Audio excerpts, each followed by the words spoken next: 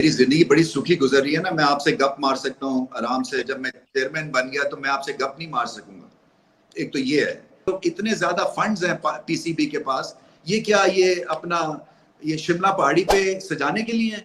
ये जब तक कि आप इसमें बच्चों में इन्वेस्ट नहीं करेंगे जो कि आपका फ्यूचर है, और प्रोफेशनलाइज नहीं करेंगे सेटअप को, तो पाकिस्तान क्रिकेट आगे कैसे जाएगी? और फिर वही बात कि चले एक फॉर्मेट में तो आप सुपरस्टार बने ना, वाइट क्रिकेट कोई ले लेना, वाइट बॉल क्रिकेट को। क्या अगर आपको ऑफर मिले दोबारा पीसीबी की चेयरमैनशिप की, तो क्या आप कबूल करेंगे?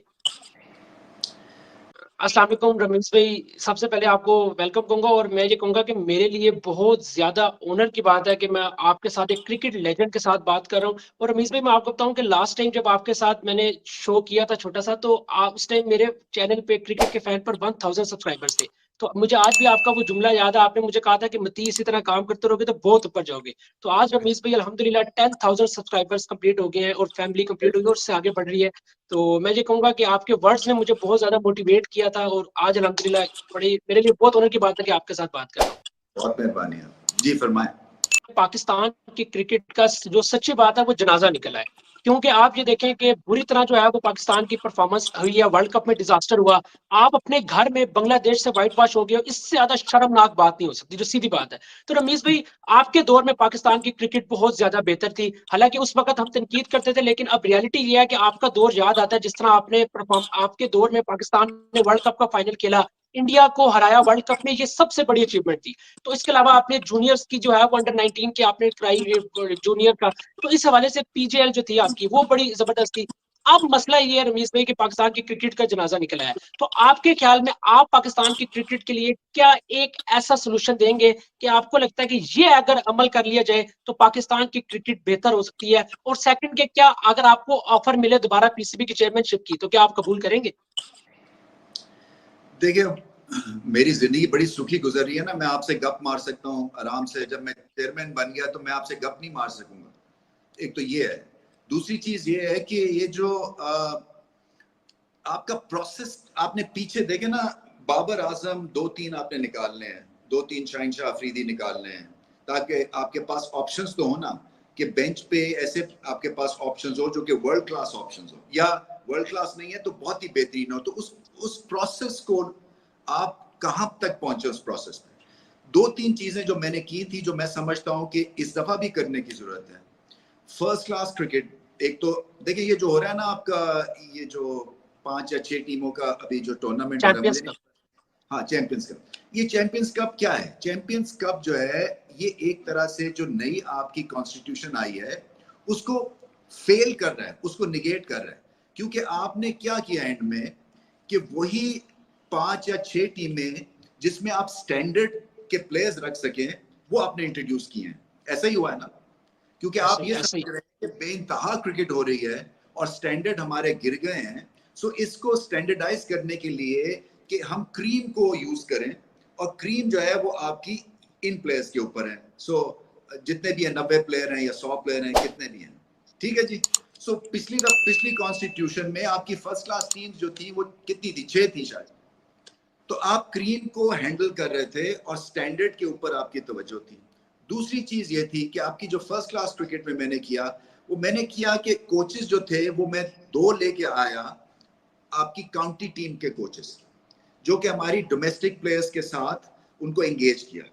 और उसका मकसद ये था कि एक तरह से न्यूट्रल प्लेटफॉर्म क्रिएट किया जाए, और वो आप जो ओपिनियन वो देंगे रिगार्डिंग प्लेयर्स, वो एक नॉन बायस्ड ओपिनियन होगा, अनबायस्ड होगा, ठीक है। क्योंकि हमारे यहाँ क्या होता है, कोचेस जो हैं वो किसी के ग्रुप में शामिल होके, कई दफा ऐसा हुआ है कि फिर आपको ओपिनियन ठीक नहीं मिलता है, और ना ही उनकी असेसमेंट ऑफ प्लेयर्स कई दफा ठीक निकलती है। सो एक न्यूट्रल प्लेटफॉर्म से, और फिर वर्क एथिक्स आपके मैसिवली इंप्रूव हुए। ये भी मुझे पता है कि जिस तरह से उन्होंने ड्रेसिंग रूम में माहौल क्रिएट किया, जिस तरह से फील्डिंग के वो करते थे ड्रिल्स, जिस तरह से आपको हर सेशन के बाद एक तरह से बताते थे कि कहाँ पे पहुंचे, हमने करना क्या है, फिटनेस के इश्यूज जो थे, ये फर्स्ट क्लास लेवल पे एड्रेस वो लोग कर रहे थे। और फिर उनके अगेंस्ट लोकल कोचेस थे, ताकि पता चले कि क्या वाकई फर्क कुछ पड़ता है या हमारे लोकल ज्यादा बेहतर हैं। तो ये करने की अभी भी जरूरत है, इसको और प्रोफेशनलाइज करना है, इसको और ज्यादा इंटरनेशनल स्टैंडर्ड के ऊपर लेके जाना है आपकी फर्स्ट क्लास क्रिकेट को। और दूसरा, पीजीएल की आपने बात की, देखें अब पीएसएल में 2 नई टीमें आनी है अगले साल। आप मुझे ये बताएं, इस वक्त जो क्रिकेट में प्लेयर्स का स्टैंडर्ड है, क्या आप वर्ल्ड क्लास 30 प्लेयर्स या 40 प्लेयर्स निकाल सकते हैं 2 नई टीमों के लिए? नहीं निकाल सकेंगे आप।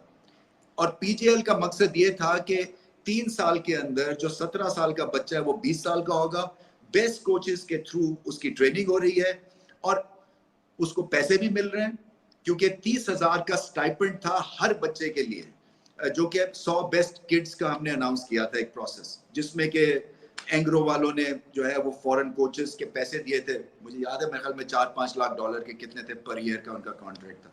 फिर स्कूल क्रिकेट को रिवाइव किया था, वो एक बैंक के थ्रू हम स्कूल क्रिकेट पूरे पाकिस्तान में लॉन्च कर रहे थे। फिर उसके बाद पीजीएल था, पीजीएल का मकसद क्या था? प्रोफेशनलाइज।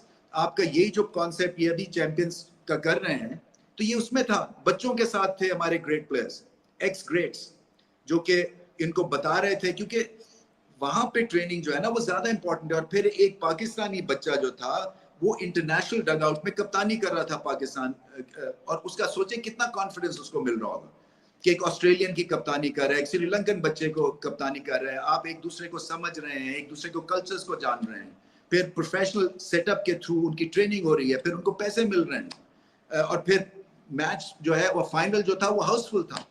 उसको आपने डिसकंटिन्यू कर दिया ऑन द बेसिस कि ये कमर्शियल सेंस नहीं बनती है। मुझे ये बताएंगे, जो एज क्रिकेट है इसमें कमर्शियल सेंस पहले तो कितनी बननी चाहिए? जो इतने ज्यादा फंड्स हैं पीसीबी के पास, ये क्या ये अपना ये शिमला पहाड़ी पे सजाने के लिए है?